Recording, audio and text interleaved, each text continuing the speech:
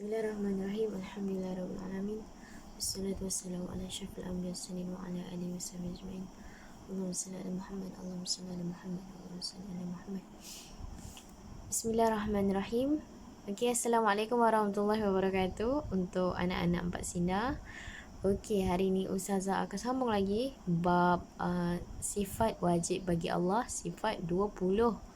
Okey, bagi Allah yang wajib. Okey, hari ni kita nak tengok qiyamuhu ta'ala binafsi. Sifat yang kelima, qiyamuhu ta'ala binafsi. Okey, apa yang dimaksudkan dengan qiyamuhu ta'ala binafsi?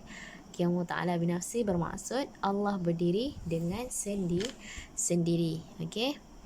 Okey, terus kita nak tengok pengertian. Pengertian ni sama juga dengan maksud lah. Okey, pengertian qiyamuhu ta'ala binafsi. Okey, Allah berdiri dengan sendiri. Okey, ni ada nun tau, ni ada nun. Okey, kita terus. Allah berdiri dengan sendiri. Yang ini Allah tidak berhajat kepada makhluk. Okey, berdirinya Allah bukan macam kita. Okey, kita tak boleh nak fikir macam mana Allah berdiri, tak boleh. Okey, kita tahu Allah ni tidak perlukan apa-apa pun untuk Allah. Okey, boleh. Tak berhajat pun kepada makhluk. Allah tu maha kuasa, maha ada segalanya, mampu untuk buat apa-apa je, tak mustahil, tak ada yang mustahil bagi Allah. Okey. Okey, seterusnya. Penjelasan sifat qiyamuhu ta'ala binafsi ni, nak jelaskan lagi sifat ni ialah yang pertama, sifat ini menjelaskan Allah tidak berkehendak kepada tempat.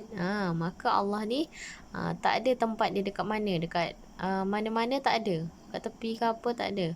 Okey, nak cakapnya Allah tu kan ada guru-guru kita kata, ustaz kita kata Allah itu dekat di hati. Dekat di hati macam mana? Allah tu dalam hati ke? Orang yang selalu ingat Allah, dia akan sentiasa ada Allah dalam hati. Itulah perumpamaannya. Okey, tapi Allah itu nak kita kena ingat betul-betul. Kita kena faham bahawasanya Allah itu tidak bertempat, tak ada kat atas, kat bawah, kat tepi, tak ada. Okey, yang kita kena tahu iaitu Allah sentiasa nampak kita, tengok kita, tahu apa kita buat apa. Okey, Allah tu tak pernah tidur pun, tak pernah terlelap pun. Allah itu maha kuasa. Okey, terus Allah tidak bertambah atau berkurang kekuasaannya, sama ada kita taat atau tidak kepada Allah. Okey, tengok sini. Saya ulang sekali. Allah tidak bertambah atau berkurang kekuasaannya. Allah ni bila kita buat baik, kita taat pada Allah, Allah tu sama je. Allah tetap berkuasa. Okey, kalau kita buat maksiat, kalau kita buat dosa, Allah pun tetap berkuasa. Dia tak akan menambah atau mengurangi kekuasaan Allah tu. Okey, dia tak akan ada macam reward pun untuk Allah tu. Maka kita ni hanya beribadat je lah kepada Allah, kan.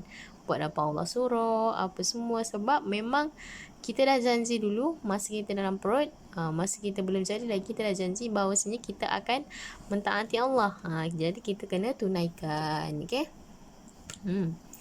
Okey, luasnya kuasaan Allah tu sehingga kan tak perlu pun siapa-siapa untuk mentaati. Dia memang tanggungjawab kita lah untuk taat kepada Allah, kan. Okay, kalau kita buat dosa pun tak akan kurang pun apa-apa pada Allah. Okey, boleh faham? Ada satu hadis Nabi tu. Okey, seterusnya bahagian maujudat. Okey, bahagian maujudat ni ulama kata ada 4 bahagian. Okey, kita tengok satu-satu. Yang pertama, Allah tidak perlu tempat berdiri atau menjadikannya. Okey, Allah ni tidak perlukan tempat untuk dia berdiri atau untuk menjadikannya. Okey, itu namanya zat Allah Ta'ala. Okey, boleh? Kalau tidak perlu tempat untuk jadikan atau berdiri, itu namanya zat Allah Ta'ala. Okey, Ustazah dah ulang ni. Okey, ingat dulu. Okay, jangan salah sangka. Kalau ada macam terkeliru, boleh WhatsApp Ustazah. Jangan buat kesimpulan sendiri. Ini tentang Allah, jadi kita kena betul-betul mengenali dan memahami. Okey, seterusnya memerlukan tempat, yang ini zat, berdiri dan menjadikannya segala, yang ini segala arat. Okey, Ustazah ulangi sekali. Memerlukan tempat, yang ini zat, berdiri dan menjadikannya.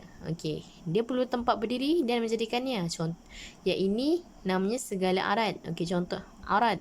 Contohnya apa? Manusia, binatang, tumbuhan. Kita ada darah, ada tulang, ada daging kan dalam badan kita. Kita perlukan Allah untuk menciptakan kita. Kita perlukan Allah untuk menghidupkan, melahirkan kita. Untuk kita berdiri ni kita perlukan Allah. Jadi segala arat ni termasuklah manusia, binatang, tumbuhan. Okey, boleh. Okey, seterusnya Allahumma salli Muhammad. Okey, tidak perlu zat ataupun tempat berdiri tetapi berkehendak kepada menjadikannya. Okey, dia tak perlukan tempat untuk dia berdiri, menetap, tetapi dia berkehendak, dia mahu, dia perlu dijadikan. Contohnya apa? Arah, masa, jauh, tempat, benda tu macam masa, angin, apa semua kan. Dia tak perlukan tempat pun untuk berdiri, tetapi dia perlukan Allah untuk menjadikan dia. Contohnya sesuatu tempat yang jauh atau dekat.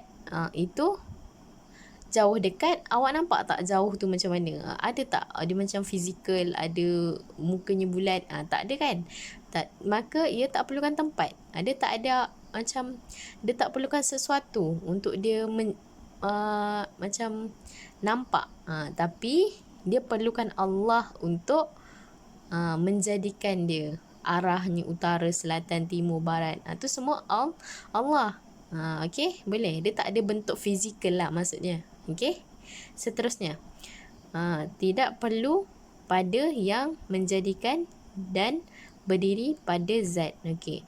Dia tidak perlu pada yang menjadikan dan dia berdiri pada zat. Okey. Ini ialah sifat Allah. Tak perlu pun sama-sama menjadikan dan ia berdiri pada zatnya. Itu namanya sifat Allah. Yang ini zat Allah. Ini sifat Allah. Okey. Boleh faham? Faham kan betul-betul, insyaAllah. Lama-lama boleh faham. Kalau pasal Allah ni, tentang Allah, kita kena fahami betul-betul. Okey, penerangan Ustazah agak mendalam lah. Boleh dikatakan agak lama sikit. Tak apalah. Yang